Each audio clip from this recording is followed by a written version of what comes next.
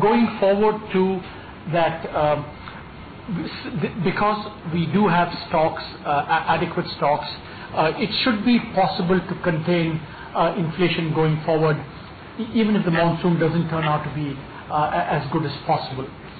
So broadly, yes, there is this cloud on the inflation forecast, but I think broadly it can be managed, and so the improving inflation prospects is something that we I think still subscribe to. Okay.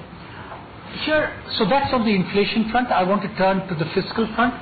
I think this is a point that needs to be made very strongly. It's a point that I think hasn't received enough emphasis.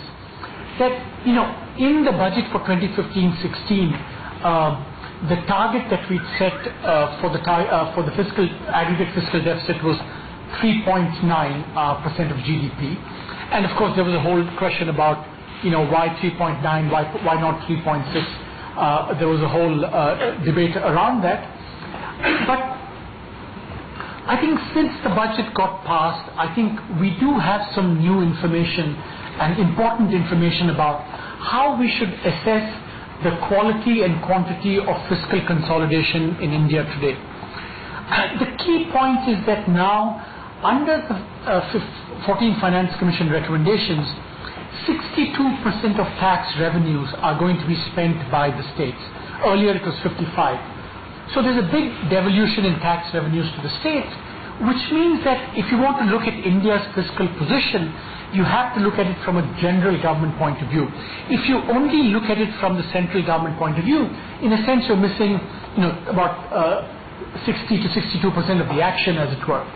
So since the budget, 17 state budgets have come out, and especially my colleague Kapil Patadar has done this excellent analysis of adding together the central government and state government, and what you find is actually three very interesting and important points. That if you look at it from the point of view of general government, the fiscal deficit, whereas at the central government level is going down, well, now from 4 to 3.9, because remember the 2014 number is 4% of GDP, the actual number. It may even be slightly less. We're going to find out. But the consolidation was about going from 4 to 3.9%. But if you add the states to this picture, and because states on average are running smaller deficits than the center, what you find is that the overall fiscal deficit, the decline, is going to be greater than if you look at it from the point of view of the central government alone. So the consolidation at the all India level is going to be about 0.4% of GDP. And so that's the quality. Now people also say, what about that was the quantity. People also say, what about the quality of fiscal consolidation? And the two things we look at are, what's happening to the revenue deficit and what's happening to capital expenditure.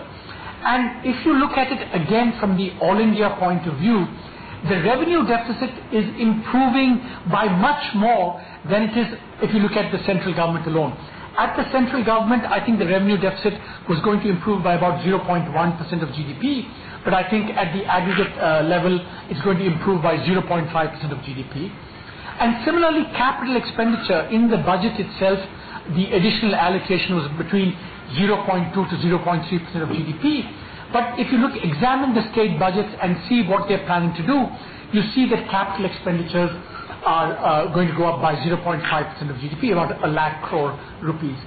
So, in terms of the macro today, inflation is coming down.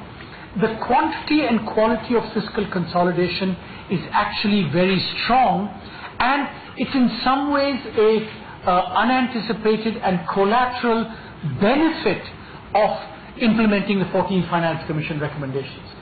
So this is a really important point to keep in mind.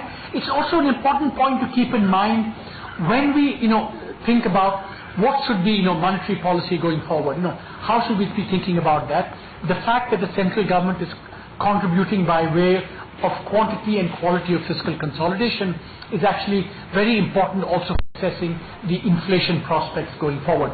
So part of the reason why we think that the inflation outlook is going to continue to look good Yes, there's the uncertainty of the monsoon, but the fiscal is going to contribute quite substantially to keeping inflation under control.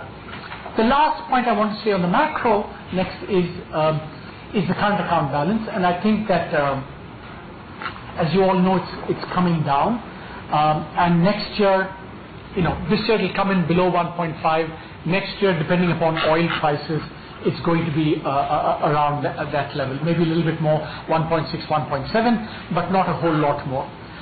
At this point, I just want to say one thing, just to anticipate some questions that you might ask, is that our assessment is that oil prices will roughly remain in the kind of $50 to $80 range going forward.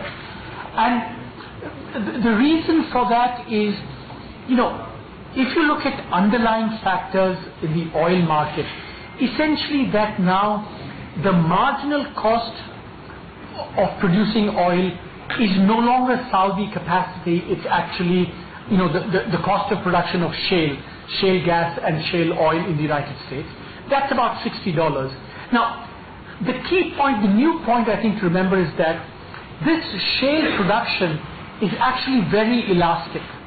That means that, if prices go up, shale will go up and then exert a kind of moderating effect on prices. If oil prices go down, similarly, shale production will go down, boosting prices back again.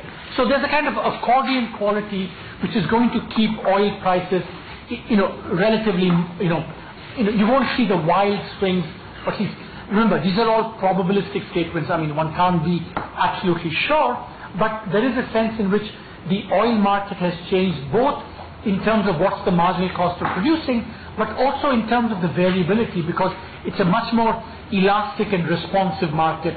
Supply is much more elastic.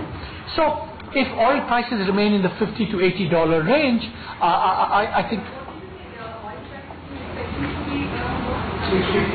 $50 to $80 $80, yeah. So overall, inflation down, inflation prospects looking good. A substantial quality and quantity of fiscal consolidation, especially if you look at it from the aggregate point of view, and the external situation also under reasonable control. So now the question is that how should we think about growth in the short run? So if you look at the individual components of demand, you have exports, fiscal, the government, public investment, private investment, and consumption. I know that all of you are not used to seeing charts like this before, but I would urge you to get used to it, because I think we want really intelligent commentary tomorrow after this presentation, and not sir, is Dr. Rajan going to cut interest rates tomorrow? Let's focus on the substance. And so if you want to look at it from a what is happening. Well, that was the Chief Economic Advisor, but we really have